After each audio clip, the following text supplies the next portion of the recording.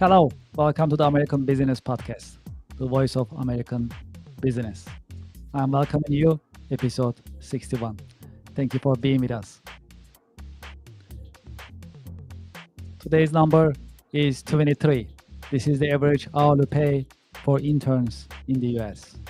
And thanks to our partnership with missionstatements.com, today's code is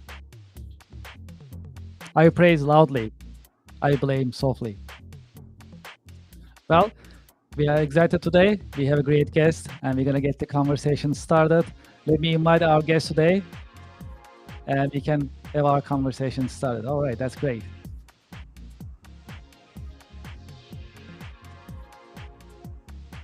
Hello, Beth. Welcome to the podcast.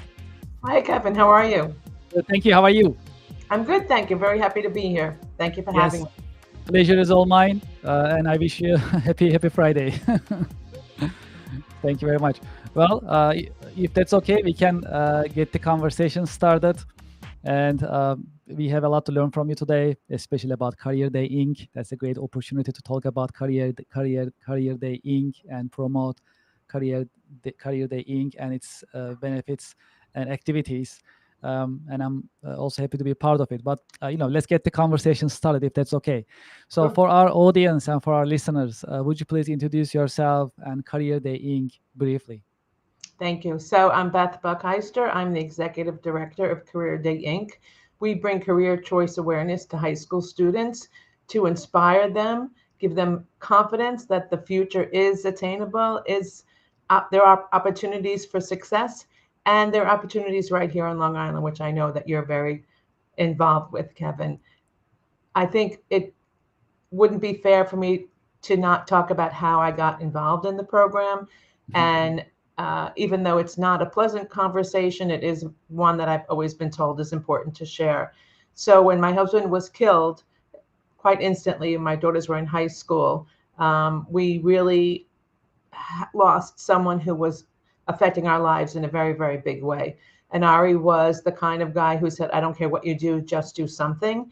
And he influenced my children and our friends and their children. And it was important for us to continue his legacy.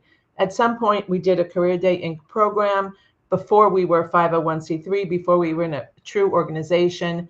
And years later, I ran into a young lady who said, oh, I know you. And I thought she was going to say, you're Heidi or Carly's mother. And she said, you're the Career Day lady. So I knew that we had a lasting impact. I knew that there was something had to be had. And so we started a 501c3 true nonprofit with a scholarship program for one student in each school to receive the Ari Buckheister Memorial Scholarship when they indicate and upon indicating that the Career Day Inc. program has had an effect on their future education goals or training. And you know, Kevin, you've been right there in the program Yes. with us. Yeah, it was my pleasure.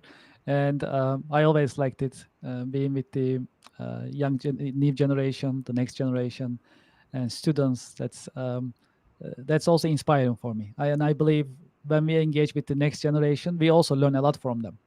So that's a great opportunity that I was able to join the Career Day Inc. And I always appreciate the Career Day Inc.'s mission. So that's really exciting that we can talk about it today. Thank you.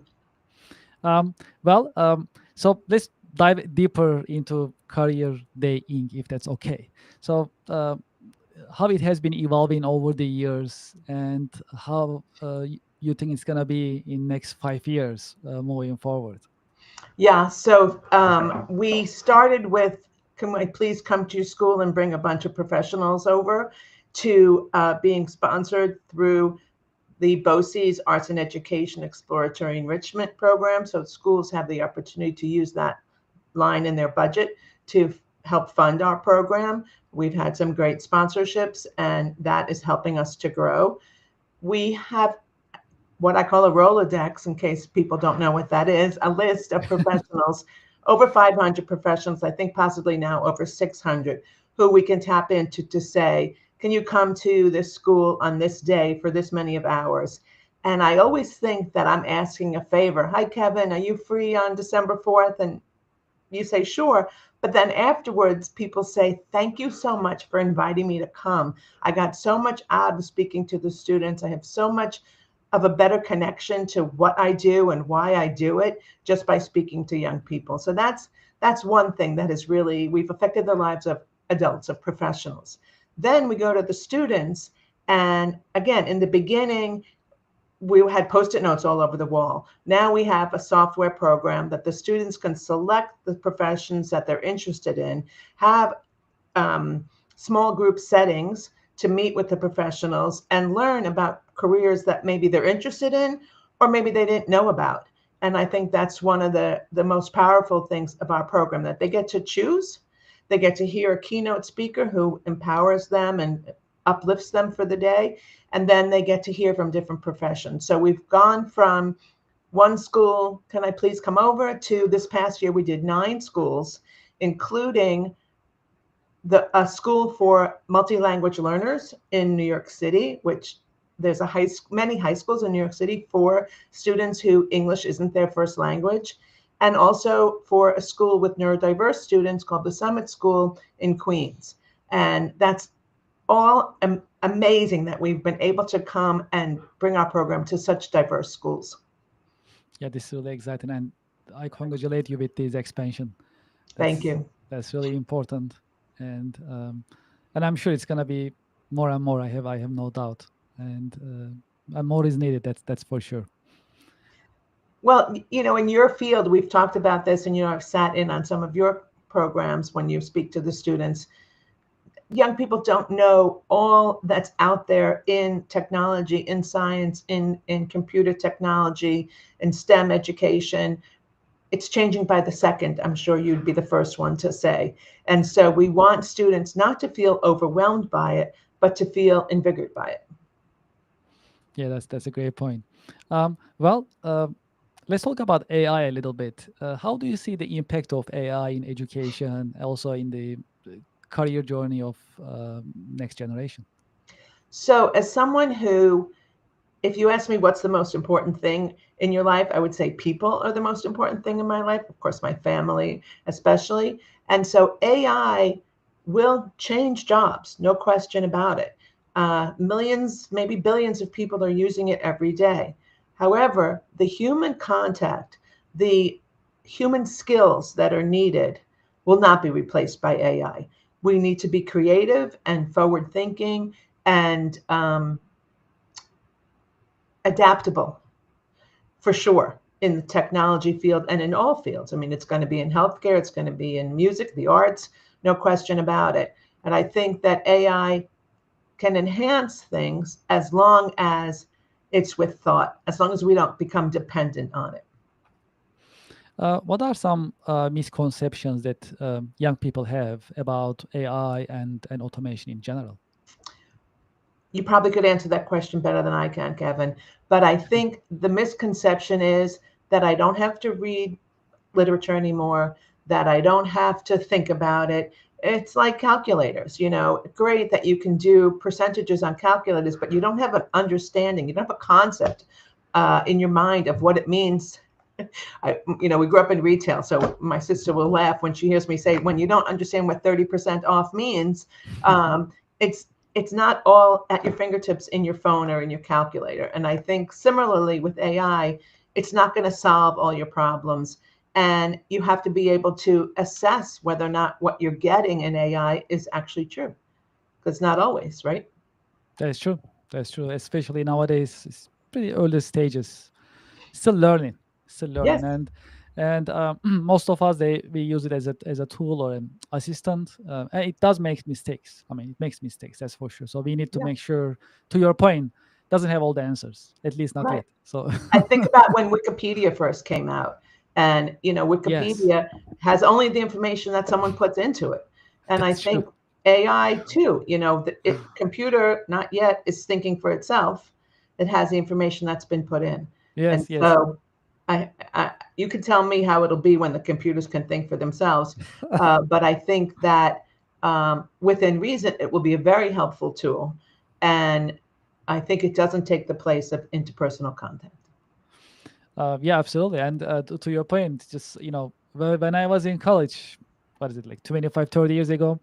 And the internet just started, right? To your point, the Wikipedia and others. So that was the confusion. When you are doing academic research, you just don't use just internet, whatever you see in the internet, right? But there was the misconception at that time. So they find something in the classroom, and then professor asks, "Where did you find this?" And the answer was, "I found on internet." So what? Just in the internet. I mean, So whatever is there, then you just put it there, right? So which was wrong. But I'm saying it's a similar situation right now. So for the AI, it's in the beginning of the these are the early years for AI, so it does make mistakes, and everything that we get from AI is not correct. Just like early stages of using just Google or Wikipedia. Right. So there are similarities in that sense. So when it comes to AI, especially from education and career management point of view, do you think AI should be regulated? I knew you were going to ask me that. And I think that, the government hand in everything is a little bit scary.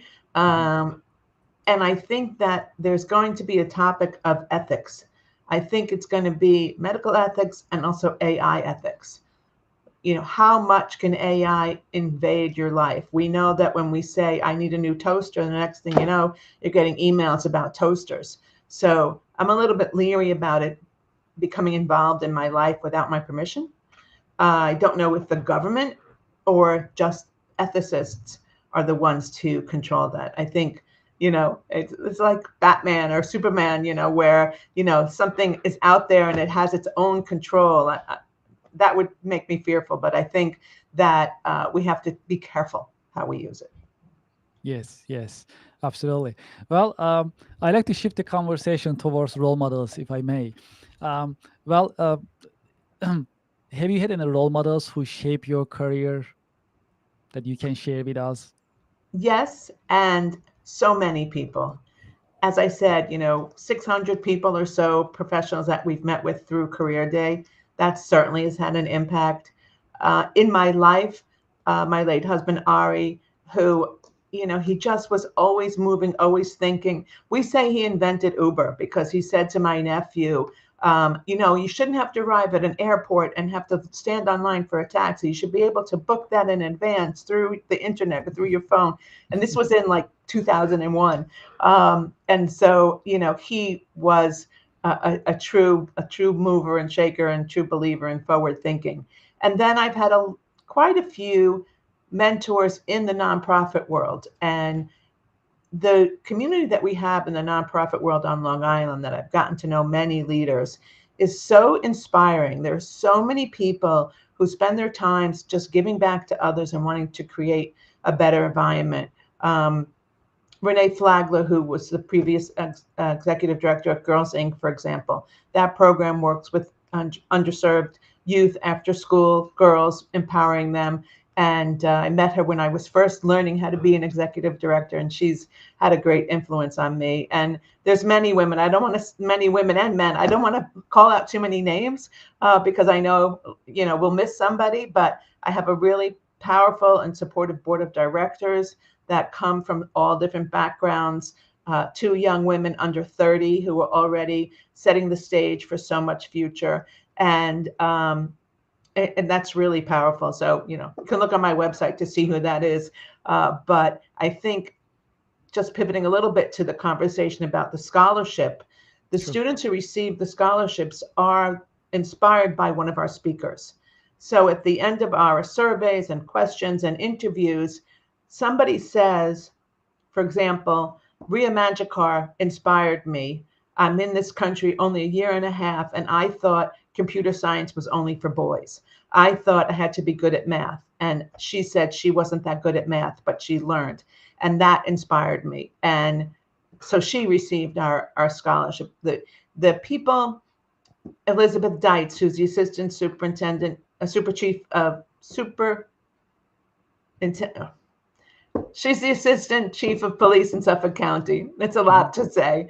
mhm. And she inspired a young girl who had the dream of a similar career path. She wanted to be a police officer because she wanted to be a lawyer. And she wanted to see how the law was enacted in the public. And that was the same way the senior person had her career. And so inspiring me isn't as important maybe sometimes as inspiring others, which I benefit from. Does that make sense?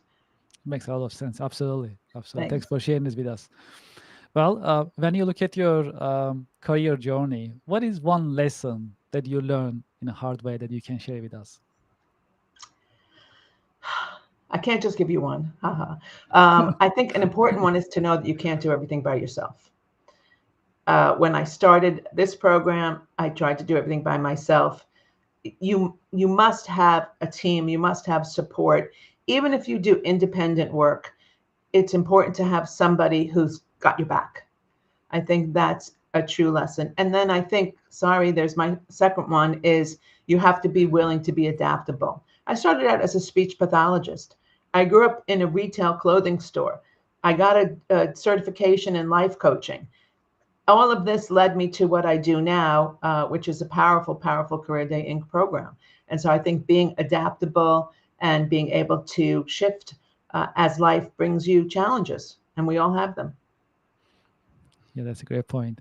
Um, well, uh, for the young people, for the next generation, um, what career advice would you give them when they are getting ready to enter the job market, preparing themselves for the challenges? Any advice that you like to share with them? Yeah, my advice is what the students tell me. My advice is uh, to listen, to take advantage of every opportunity.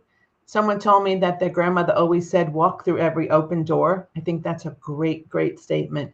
And connect with people. Uh, I know it's hard to say put down your phone. The kids on Long Island aren't going to have a choice as they enter school without their phones this year. But I think connecting with people and networking, not just when you need a job, networking to meet people. And I always quote Ari, who said, "Oh, everybody says it's not what you know, who you know. It's not who you know, it's how many people you know. And the more people you know, the more you can learn." And I think that's probably the best piece of advice I can think of. In terms of careers, know that it's not always going to be a straight path. I just listed 4 different careers that I've had. And who am I? People that I know, a Brooklyn DA started off as a good humor ice cream salesman. We all have these journeys, and it's great to have dreams. It's great also to know what you're good at. Absolutely. Well, let's talk about Career Day Inc. a little bit. I'll shift the conversation. So, for businesses and also for professionals, how can they support Career Day Inc.? Thanks. So whenever anybody asks me that, I always have 3 asks. Of course, one ask is make a contribution. The more scholarships we can be in, the more we can help schools who may not have the funding. We have only one paid employee who does all the marketing and graphics and emails, and me and the board. So I would love to be able to have a staff to truly grow, to truly be able to be in as many schools who would benefit from our program, which is all of them. So financial, of course, some great sponsorships would be fantastic. Every dollar counts. The second is if you are a professional who wants to come and speak to students, let me know. Easiest email in town, I think, Beth@careerdayinc.org. Our website is careerdayinc.org. And I think that people find that it's a great day, a great way to spend your time. A woman who spoke recently said, "You have to come. You won't believe how good it is. It's great speaking to the students." So I'm very proud of that. So if you want to be someone who helps us to bring career awareness, career choice awareness to students, please do. And the third thing, which is probably the most important, is introduction to schools, because schools are very protective, and I understand why. And I would like to be able to help them see that a program from the outside can enhance what they are already doing at the school. Give the guidance counselors the chance to be guidance counselors without trying to plan a huge program like this. And we find ways to support the academics in the schools so that again, I'm looking at you, so I know your field, the science or the math or the technology teachers get to have someone come into the school and say, yes, you do have to know this because XYZ in the real world. And people have commented, students and professionals and teachers alike, that that's a huge contribution. So finances, participation, and schools. Yes, absolutely. And from my experience with Career Day Inc., when I was talking to students, I was also amazed at their enthusiasm about learning. They ask great questions, and some of them they have very specific interests in certain fields. Some really into finance, some really into technology. They ask great questions, and that's pretty impressive. I mean, the research that they made before we meet, and they have like set questions. Some and most of them were great questions, by the way. Yeah. I That was think really people impressive. count I think people count out high school students too much. I think we expect from them and they deliver. Yes? Yes, yes. Yes. So, I mean, in that sense, it's really good. And you also understand their questions in their mind, also their worries when they are getting ready for college or for job market. So, what is in their mind, what they are thinking, the questions that I got about AI, how to be prepared. Are we gonna? One of them asked me like, are we gonna be able to get any jobs? AI will take over everything. Like that was a question that I got. It was a great question, like rightly so. I was pretty surprised too with the question, so I tried to answer as much as I could. But then you can understand like what they are thinking, what is in their mind, their psyche. So that was also educational in that sense for me, at least. I was able to connect with the next generation right there. One of the best comments that we receive from students, not just one time, that we received many times, Mhm. is thank you so much for letting me know I don't have to have it all figured out right now. The pressure that the kids are under between, scholarship programs and schools and extracurricular activities, Mhm. I think that's a huge thing to have the students say, "Oh, you told me I could breathe. You told me I don't have to have it all figured out. That you didn't start out at the top of your career. That you have to build it." And I have to also say, we're working with Nassau Community College to try and do a scholarship program together to let students know also, whether it's Nassau or Suffolk or any of the other local state schools, you don't have to leave home immediately if you're not ready. Save money, stay home, figure it out. And then if you want to go to, the Big Ten or whatever schools it is, you still have plenty of time to do that. I think students underestimate the value of some of our local institutions, and I think we should we should focus on that, and we should focus on industry on Long Island very much. Are there any coming events that you like to announce to our listeners and Yeah, audience? yeah, thank you. So on August 21st, we're going to be at the President's House at Nassau Community College for our summer soiree. We're almost sold out, actually, because it's a limited space. But if someone is interested, please get in touch with me. You know what I said, Beth at careerdayinc.org. And I think we would love to have people really see what we're doing. And I think that coming after September, if you want to be part of a school program, again, that's what's going to be happening. We're going to be filling up for our registration. We already have, I think, 4 programs scheduled for the coming academic year. So amazing. Schools want us to Absolutely. come back. Yeah, that's great. Thank you for sharing this with us, and thank you so much for this conversation. Thank you for joining the American Business Podcast. We always welcome nonprofits, but then Career Day Inc. is an organization that I'm involved with, so I'm really happy to have you today. Thank you so much for being with us. Thank you, Kevin. Great to be with you. See you soon, I hope. Yes, looking forward to it, and I wish you a great weekend. Thank you. You too. Thank you very much, Beth. Well, to our audience and to our listeners, uh, thank you for your time and interest, and thanks for being with us today. I hope you liked today's episode. We had the episode 61 today. We just passed 60 episodes. That's really exciting. We have many more episodes lined up. Um, we're gonna be easily passing 100 soon. That's how it looks. Thanks to our audience, thanks to you, thanks to your support, as well as thanks to our guest who uh, who take the time and be with us in the American Business Podcast to share their professional insights and to share their professional wisdom. That's really really precious for us. We truly appreciate it. Would you like to be a guest in our podcast? Would you like to share your feedback, how we are doing? You can send us an email, americanbusinesspodcast@gmail.com. Also, we welcome sponsors and advertisers to the American Business Podcast. We are having more sponsors. We truly appreciate it, and we welcome more. That's for sure. If you like to introduce your product, your services, your brand, we welcome advertisers as well as sponsors to support the American Business Podcast, the voice of American business. If you visit our website, americanpodcast.tv, you'll learn about the coming podcast schedule. We publish it there. You can also learn about our podcast, our team, and how we are growing our audience and what is in the pipeline. As you know, last week we received our YouTube Silver Award because we passed 100,000 YouTube subscribers. Now we have more than 115,000. We truly appreciate your support.